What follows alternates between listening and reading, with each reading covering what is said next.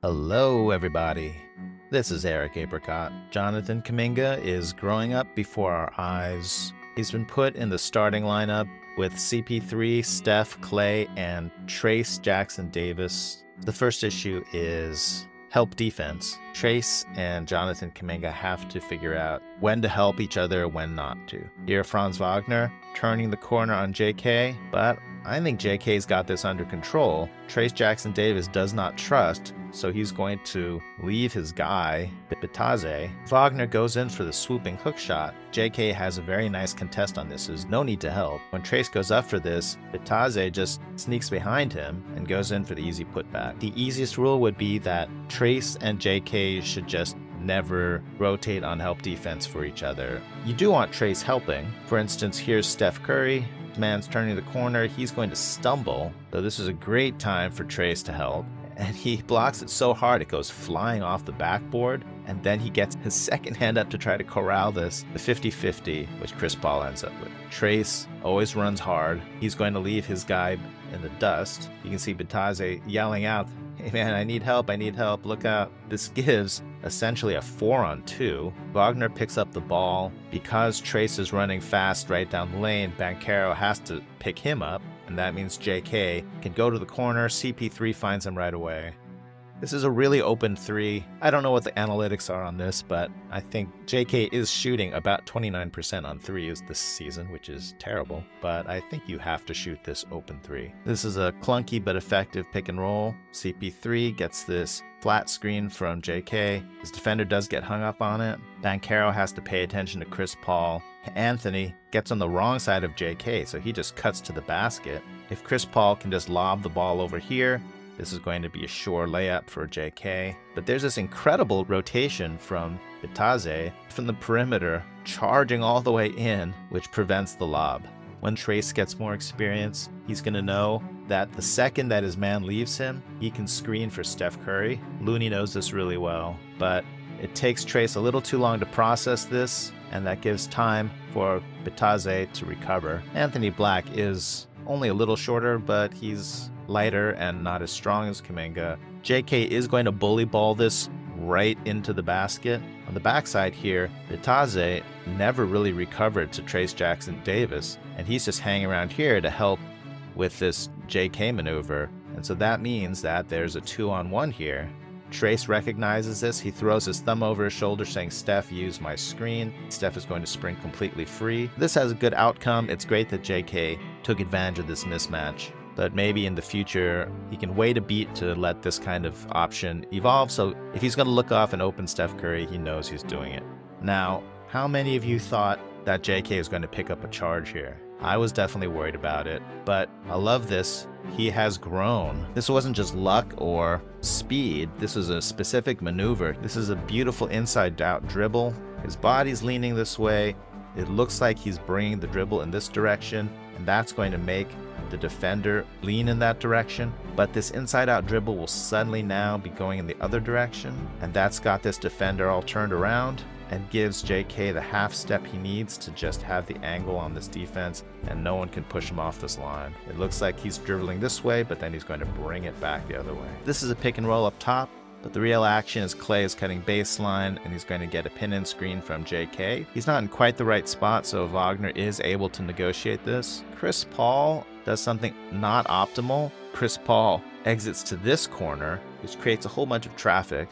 If Chris Paul had gone to the opposite corner, his man would have followed him to the opposite corner, which would have meant that two guys are going to Klay, and then JK would be here. Klay could get the ball to JK, and then there would be no defender here, and JK would be able to attack the rim. But unfortunately, CP3 did clear out to the near corner. That creates a mess. JK tries to bail out Klay. I do like that JK recognized that Suggs had left Steph Curry, so he quickly gets it back to Steph. That's a good instinct. This whole play feels awkward, but this is a semi-open shot for Steph.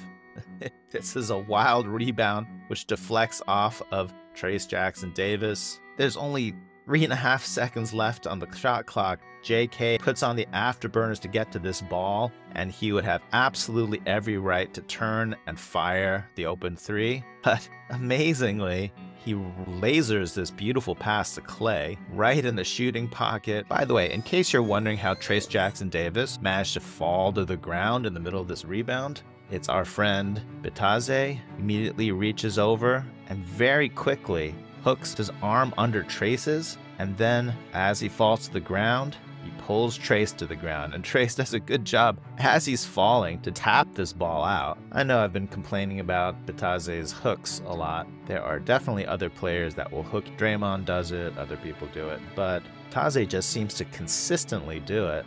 Just a couple plays later, here's a tangle up with Looney with a really nice view of his technique. Here's Looney just boxing out like a normal human, and then look at that move, woohoo. It's like a surgeon, the way he just swoops his arm underneath Kevon's and then clamps it. Woof, what technique.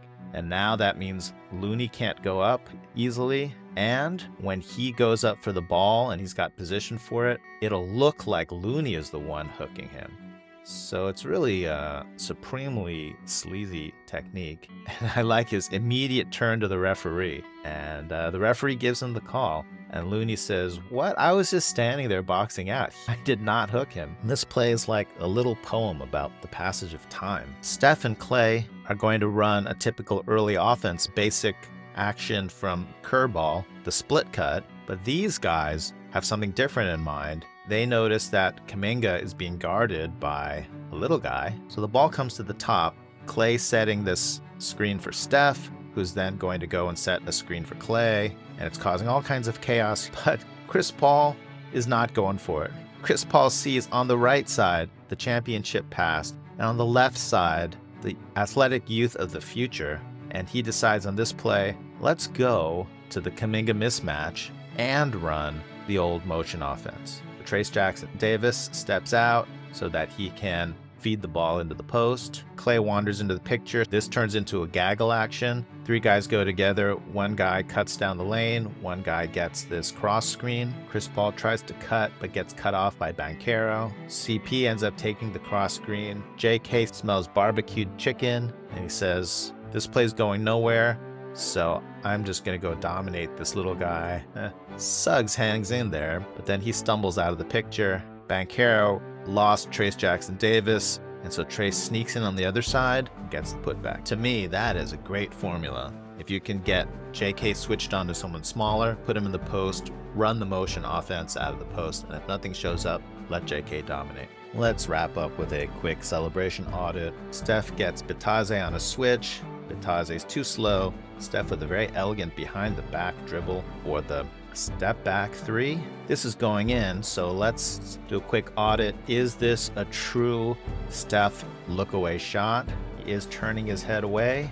Yes, folks, he is looking away. The ball is halfway to the basket. This counts as a look away shot, but is it a pure look away shot? Oh, Steph couldn't resist just peeking once, and the ball's not quite there. So we can only award this a 90% look away shot.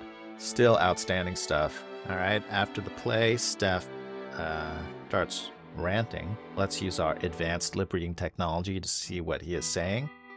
Blah, blah, blah, blah, blah. Okay, no one can understand that. He takes the mouthpiece out to make sure people can hear him yelling.